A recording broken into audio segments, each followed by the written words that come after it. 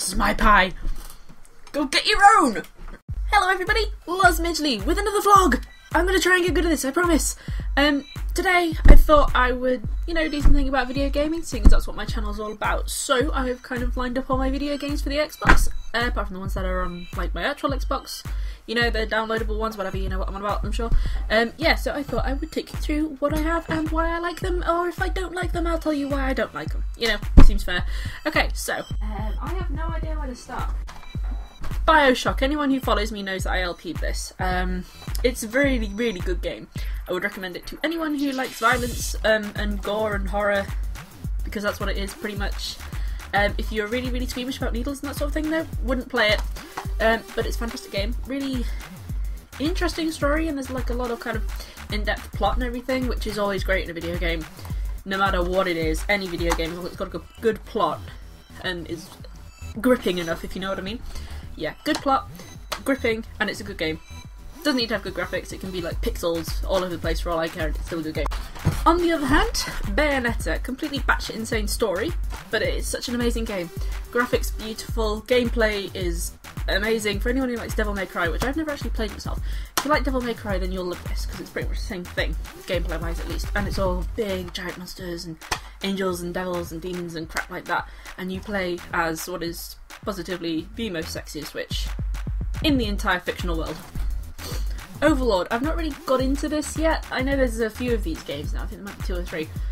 It's a good fun game, it's more comedy than anything else, but basically you control a horde of minions, which are these little kind of goblin dudes, and they just run around destroying everything that you kind of point them at, and you can control them with one analog stick whilst you run around with the other one, and it's different. There's not much like this sort of thing really, and there should be. But this is nuts, this game. Also, the story is apparently written by Terry Pratchett's daughter, which I think is awesome, because Terry Pratchett is an amazing writer. I haven't actually read any of his books. He's amazing, and the films and stuff of his books are amazing too, and I hope I can be that legendary one day. Fable 3, don't shout at me. I like this game. I haven't played any of the older Fable games, and I don't intend to anytime soon. Maybe one day, but not for the time being. I really enjoyed this. It's only about 15 hours long if you just play the main story. I loved it. I really did. It's my sort of thing, kind of like a fantasy, kind of gone modern a bit, with guns and stuff like that, which is kind of where my books are kind of going. At some step, well, I say books, I haven't even written one yet. It's where my stories are sort of going. A little bit inspired by this, maybe. Not massively, but I mean, come on, look, how cool is it to wield a sword and a gun? It's freaking cool! Alice Madness Returns. Now, this is a sequel to American McGee's Alice, which is positively one of the best games for the PC ever made. At least back in kind of like 2000s, at least. This, not quite as good. It's fun, it's original, and it's all like Alice in Wonderland and crap, which I'm a huge fan of Alice in Wonderland. I have got the book kicking about here somewhere, unfortunately not like a classic one, it's like Penguins or something like that. But no, this is a good game. I'd check it out. Don't expect anything amazing, but do check it out. And if you get one that's not pre-owned, you can also download the original game off Xbox Live or PS Network, whichever you go for, personally. But yeah, if you do play it, watch out for the invisible platforms. They're everywhere, they're part of the main gameplay. That's my one quarrel with that game. If the invisible platforms hadn't been used to quite such an extent, if they'd just been for like finding secrets and stuff like that, I think that'd have been really good, really clever, a bit different to what you usually get in video games, particularly platformers, which aren't as common nowadays. I mean, you get like Mario every other year. In fact, no, you get like 3 in 1 year. Oh, Luigi's Mansion 2 comes out this year. Oh!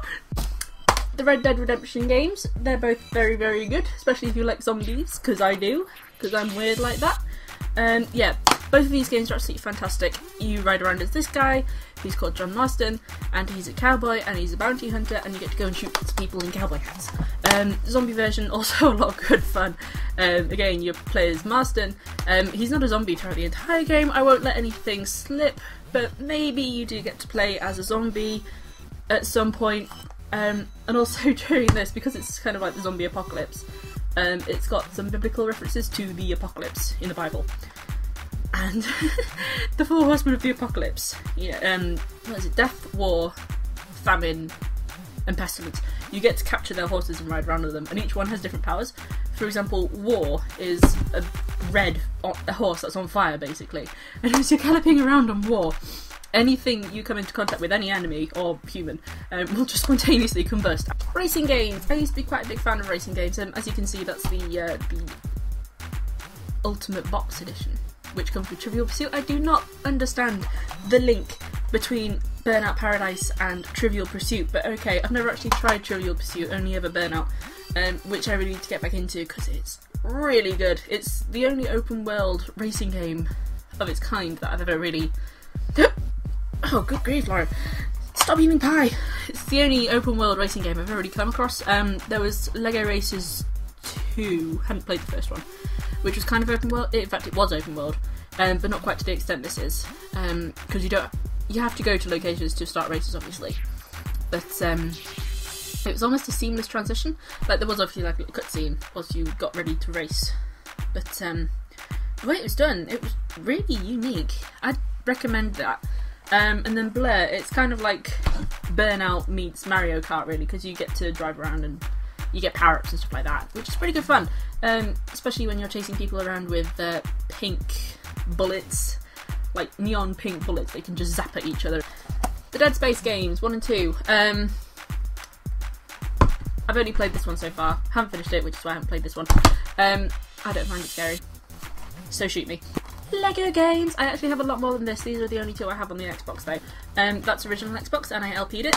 Bionicle is one of my favourite series of any kind of all time, even above Transformers, which I love dearly. Bionicle's had a place in my heart since I was a little kid, really. It started when I was about 10 years old, I think, and I'm nearly 20 now. It has finished, unfortunately. It finished back in 2010, I think it was. But it was an awesome series. The story was amazing. It was the first Lego series to have an original story. And it was so good, and it was all kind of you good versus evil, but there were so many different plot lines going on at the same time. They all kind of came together in the end. There are some things that still need to be resolved, and the guy who wrote the story is a guy called Greg Froshday. He was going to continue writing the books, the serials, but seeing as it's not actually around anymore, he's not getting paid for it or anything like that, and he's just had a baby and all this crap, so it's kind of not high on his agenda, and I can't blame him. The Transformers games, I love these so much. That's the first one, Transformers War for Cybertron. It's really good. The Transformers games have a bit of a history of being absolute shite, to put it bluntly. But this was the first Transformers game to really be any good, to be honest, and it is a fantastic game. To any of you who haven't tried it, even if you're not a Transformers fan, I would recommend giving this a go, because it's fantastic. And then Transformers Fall of Cybertron, which I'm still not sure if I'm going to continue the LP of it or not, because I really just want to play it. I mean, it's so much fun, and I want to enjoy it rather than have to entertain people whilst I'm enjoying it, because you play games to entertain yourself, don't you? Okay, next we've got various games, all by Rare. The only one I can really recommend is Conker's Bad Fur Day. This is Live and Reloaded version. Conker's Bad Fur Day, the original, was on the N64. I would have picked that up over this version, but it's like 50 quid, and this is only about 10 or so. So yeah, if you haven't tried it, Conker's Live and Reloaded on the Xbox original. Fantastic game. Really, really funny. It's very, very British humour. It's nuts. There is one part, if you don't know anything about it, where you fight an opera singing pile of shit. Grabbed by the Ghoulies, which is a British term for grabbed by the balls, but you know.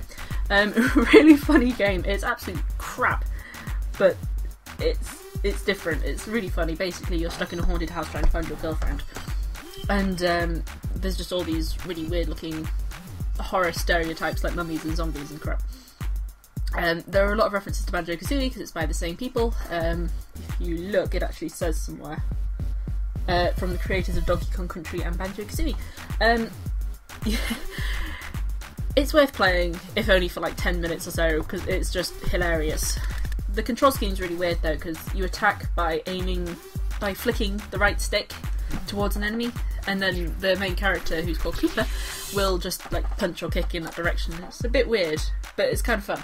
This is Viva Pinata Trouble in Paradise. It's colourful.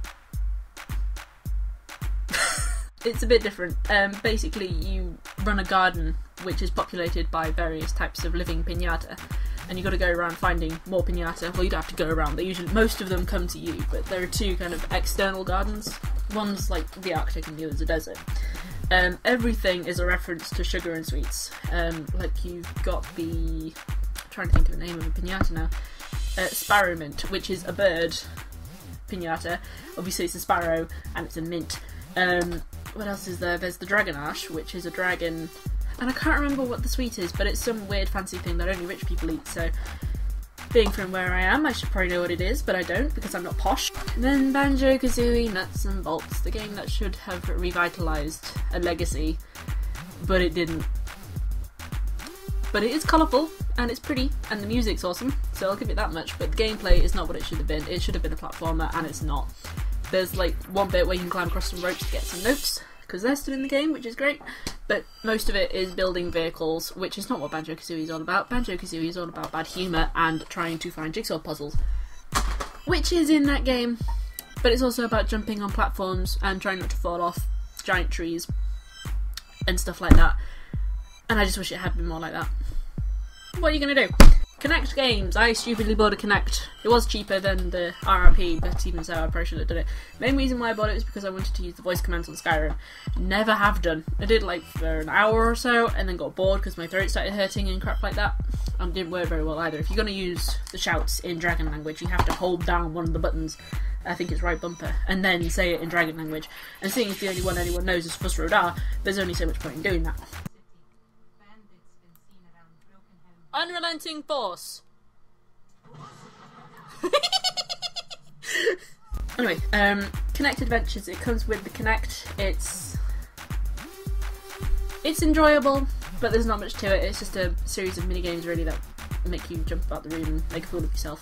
Zumba. As you can see, it's still in its cling film, or whatever the crap that stuff's called, cellophane. I got this in an attempt to lose weight as a New Year's resolution. 21st of January already, and I haven't even opened it. That's how well this diet's going. This is kind of like my prized possession as far as my Xbox games go, because it's the Stray Sheep edition of Catherine, which is a fantastic, weird little puzzle game. It's absolutely nuts. If you've played the Persona games, which I haven't, then I would recommend trying this as well, because it's nuts. And there's a lot of sheep in it, and a guy wearing his underpants who is the main character, and that's his kind of bitch girlfriend who's Catherine with a K as opposed to a C. That's Catherine with a C, and there you go, she's the kind of sexy freedom alternative. I don't know, it's a weird game. It's all about kind of like freedom versus order or something like that. Like you make decisions throughout the game, and depending on what decisions you make, you'll end up with one of the two Catherines. Yeah, it's weird, but Catherine with a K kind of represents order and that sort of thing, like living a stable life and that sort of thing, whereas Catherine with a C, who's the blonde one, she's all about freedom and doing what you want and being who you want to be. There's the game itself, identical packaging. The special edition comes with a little kind of rectangular pizza box, which is a bit weird, and inside the pizza box is a t-shirt that the main character wears. This looks like it'd fit me. I've never actually put it on before because pink is not my colour. I hate pink, and as you can see my hair is red. Kind of clashes. It also comes with a poster of Catherine with a C, which you can sort of see a bit of it there. I won't open it because I'll never be able to fold it again. And 2 beer mats that were meant to have come from the Stray Sheep Bar, which is one of the main places you visit in the game. Other than the Dreamscape, which pretty much all of the game takes place in. So yeah, the entire thing's played in a dreamscape, which is called the Tower, I think. And the aim of the game is to climb the tower and not die. But that's in a dream. But if you die in the dream, you die in real life. Kind of a bit of a thing going on there. It's been done before, but it's a really good game as that. If you haven't played it yet, do it now! Finally! Skyrim! I fucking love this game. It is fantastic. I love fantasy and dragons and crap like that. I've never actually played an Elder Scrolls before. I've got a great track record with playing series here, haven't I? Yeah, I've never played an Elder Scrolls before. This is my first one. And I wasn't going to bother with it until I saw just how epic the dragons were, because I have a thing for dragons. If a game has dragons in it, you can almost guarantee that I've played it. Drakengard, pardon me, Harry Potter, I can't think of any other ones now because I'm an idiot. But yeah, fantastic game. if you're a fantasy buff, or just an Elder Scrolls buff, and then I'm sure you've played it already. But try it now! Okay, so that was all my Stop falling down! That was all my Xbox games, apart from what's actually loaded onto the console itself, in the hard drive. Yeah, I freaking love the Xbox. It's the kind of only console of its generation that I have. I don't have a PlayStation 3. I had a PlayStation 2.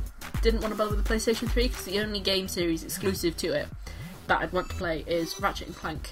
And apparently the games on the PlayStation 3 aren't that great. Yeah, so that's my Xbox collection. Hope you enjoyed watching it. I don't know why you're still here because I haven't really told you anything informative, I'm sure. Anyway, but thank you all for watching. Hope you all enjoyed, and goodbye!